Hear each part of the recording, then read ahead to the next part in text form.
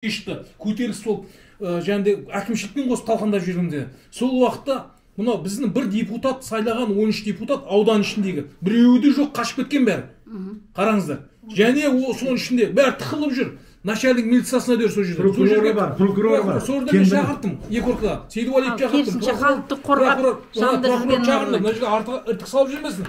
Өкіметтен әкімшілік талқаймыз деді. Сол кезде айттым мен, талқандамаңдар. Кеше 2019 жылда талқандаймыз деген қиындың адамдар ғой, ұлттық қауіпсіздік. Мүмкін сондай, қиындың адамдар. Қарапайым халық талқандауға шыққан жоқ.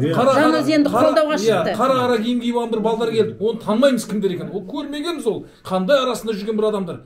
Осылар кезде сол уақытта айттым. Ертесі күні, алтысы күні осы әкім біздің Арыс қаласының аудан әкімі шақырып алып айтты. Отырсын бар дедіңіз ғой. Мынау кімге? Бірінші орынбасар Арман Жетпісаевқа звондады. Резервтен сендердің қаражаттарыңды аударғызып беремін деді. Әшейін сырғаттама ауыз. Өтірік жауап. Өтірік жауап бұлардың бәрі былай айтқанда. Сырғаттама емес, өтірік жауап. Өтірік жауап. Жоқ. Январьдың февральдың 20-сы өтті. Жоқ, бардық қой. 28 январь бардық. Барып жатырмыз облысқа. Айтыңыздаршы, барып. Неше рет бардық? Бардық қой. Мен сол 2019 жылдан бері қарай жарылыстан бері қарай денсаулығымнан айырылдым. Бармаған жеріміз. Бүгін Алматы қаласынан келдім. Міне постельный режим менде жатыр төсекте. Орнымнан әзер ғана тұрып. Осы жерге Астанаға әзер келдім. Постельный режимде жатқан жерімнен орнынан тұрып келіп отырмын. Мінекей біздің көргеніміз бар осындай. Айтыңдар, дұрыс айтып жатсыздар. Бүкіл шындықты айтыңдар, халық сендер қолдап тұр. Халқым міне қолдап жатсыңдар, рахмет, керемет. Жақсы әңгіме, жақсы пікірлерін жазып жатсыздар. Мына кісілер шындықты кәдімгідей мықты айтып жатыр. Жақсы, талаптары өте зор, керемет. Содан депутат шықпаймыз деп отыр. Кәдімгідей өздерінің дегендеріне жетпей кетпейміз деп отыр. Осындай азаматтардан айналайын. Осындай рухты болсаңыздар, кез келген шаруаны шеше аласыздар. Алға қазағым. Құрметті қазақ елім, біз жүрміз мияқта, елімді қорғаймын, жерімді қорғаймын деп та. Сол уақытта бізде казармное расположение төтенше жағдайда біз мияқта жанымыз қиналып, әрқайсымыз қолымызға қару ұстап, халықтың жағдайын қалай жасасақ екен, халықтың жағдайын жасаймыз деп жатқан кезімізде қорғаймыз деп.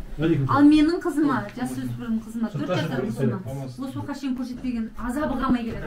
Қазір ғана естіп отырмын.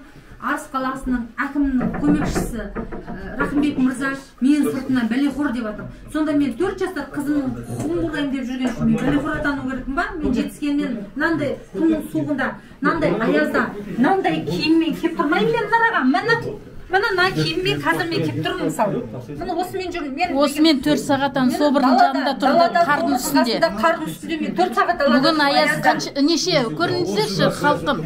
18, минус 18. Мен 4,5 жасар қызымның. 4 сағат алада тұрды қардың үстінде. Қолымызға қалымызды ұстап, өзіміздің елімізді қорғап жүрміз. Сөйтіп отырып, енді бәлеқор қылып жатыр. Осындай неге жеткізіп жатыр мен? Прокурор сізді 4 жасар баланы қалай тәрбиелегенсіз? Арыс қаласының, Түркістан облысының Арыс қаласының прокуроры Сейдуалиев мырза маған қарап, балаңа дұрыстап тәрбие бер деді. Арыз жазып тастаған ол кісіге. Алды да Арыс қаласының білім бөлімі басшысына Мумбеков мырзаға тастай салды мен арызымды. Болды. Осындай болып жатыр тірліктің барлығы. Мына жерге қазір кірген, осыдан бір жарым ай бұрын келіп кеткен Ержан Құдайберген деген депутат келді мына жерге. Ержан ауруханада деп еді. Жаңа аурухана деп едік, ауруханасын тексереміз дедік, артынша мына ауруханасынан шауып кетті. Оны өзіне мен айтпасам сендер сеніп отырсыңдар. Мә не деген аңқау қазақсыңдар. Қазағым, мен сендерге айттым ғой, жиналыңдар. Болды, аңқау қазақ, жуас қазақ, момын қазақ деп қойыңдар. Міне мен сияқты тық-тық етіп сөйлесеңдер көріңдер ме? Жаңа ғана ауруханаға барамыз, дәлел деп едік, құжат деп едік, аны итім құсап келді. Қазақ халқы үйреніңдер менен. Ал сөйле, сендер сеніп отырсыңдар соларға. Кеше ғана осы болған заттың бәрін, болған нәрсенің бәрін өкіметке жеткізем деді. Телефон нөмірін берді, хабарласыңдар, звондаймыз, телефонын көтермейді. Бір рет көтерді, болды қатырамыз еді, сонымен жоқ бұл кісіміз. Енді жаңа мынау көріп отырсыздар, артынан тексеру жүреміз қазір, больницаға шығарамыз деген екен. Түк білмегенде мынау ішінде кабинетінен шықты енді мына жақтан. Ар жағында табыр. Ауруханадан жету уақытта жоқ. Аурухананың іші ме жоқ мына жер өкімет отыратын değil ме? Есіктің тұтқасы жоқ, ішіне біз кіре алмаймыз, бірақ өздері шыға алады. Республика Казахстан. Мынаны біз есікті аша алмаймыз. кіргізбейді. Мәжіліс парламент Республика Қазақстан орысша жазылып тұр, қазақшасы жоқ. Қазақшасы бар, кешіріңдер. Міне, қазақшасы. Құрметті халқым, және айтып кетейін десем, осы жарылыс кезінде бұйымдарын ұрланды деп айттым ғой. Осы мәселе бойынша мен полковник генерал Дәлбековтің де алдына барғанмын. Генерал Дәлбеков те ешқандай меры принимать еткен жоқ. Әлі осыға шейін міне 3 жыл болды, балахиді әлі бітпейді, міне жүрсіміз мынау.